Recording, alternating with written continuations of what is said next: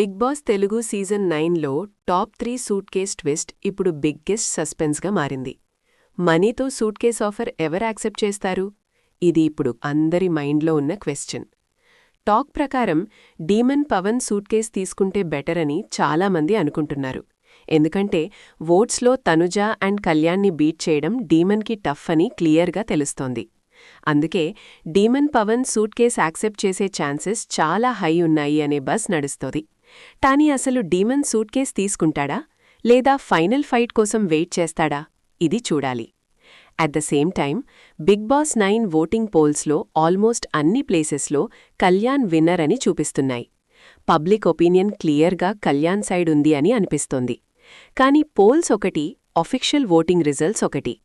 ఫైనల్గా కప్ ఎవరికి వెళ్తుందో అఫీషియల్ అనౌన్స్మెంట్ తర్వాతనే క్లారిటీ వస్తుంది. ఈసారి ఫినాలే ఫుల్ సస్పెన్స్తో ఉండబోతుంది. Suit case twist, top 3 decision and winner announcement అన్నీ షాకింగ్గా ఉండొచ్చు. మీ ఒపీనియన్ ఏంటి?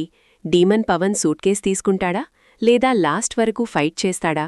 BB9 కప్ ఎవరికి వెళ్తుంది? కమెంట్స్లో చెప్పండి.